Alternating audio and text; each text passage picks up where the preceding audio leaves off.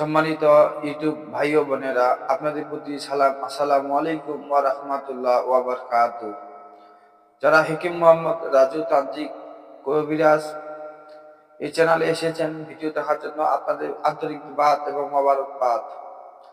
আজকে যে বিষয়ে আলোচনা করব, যে স্ত্রী স্বামীকে ত্যাগ করে অন্য কোথাও চলে যায় অথবা পলায়ন করে অথবা কোনো ছেলের সাথে অথবা পরপুরুষের সাথে সম্পর্ক থাকে, সেক্ষেত্রে ওই স্ত্রীকে বাধ্য করার জন্য যে আমলটি দিব, এই আমলটি যদি করেন 100% ইনশাআল্লাহ কাজ হবে।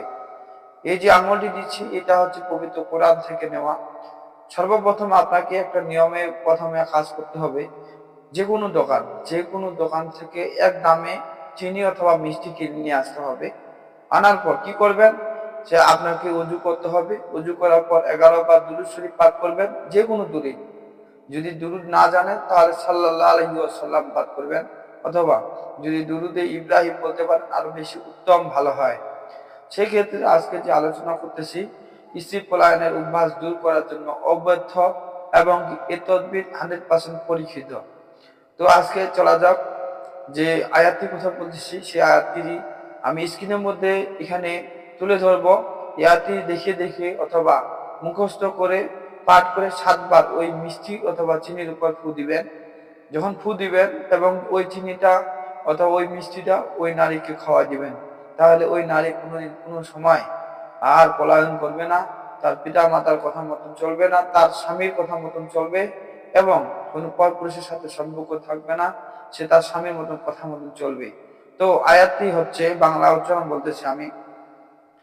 ওয়াল্লাহু আন্না ভাক্তা মা ফিল আদি জামিয়ান মা আলাতা বাইনা কুলুবিহিম ওয়ালাকিনাল্লাহ আলাফা বাইনাহুম ইন্নাল্লাহু আজিজুন হাকীম।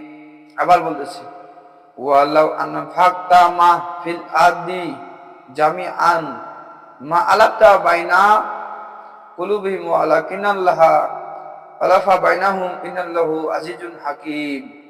এই আয়াতটি যদি আমরা 7 বার পাঠ করে চিনি এবং ওই মিষ্টির উপর দম করি, ওই চিনি এবং মিষ্টি 7 বার দম করার পরে চিনিটা খাওয়াই দিই অথবা মিষ্টিটা খাওয়াই দিই, সে নারী আপনার সারা জীবনের জন্য বাধ্য হবে এবং পৃথিবীর এমন কোনো তান্ত্রিক নাই যে জাদুবিদ্যা করে ওই নারীকে আপনার কাছে দূরে নিয়ে যাবে।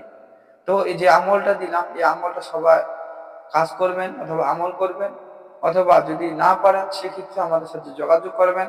আর যদি করতে পারেন তাহলে আমি আপনাদের প্রতি ইজাজত দিচ্ছি, শুধু আমার জন্য দোয়া করবেন।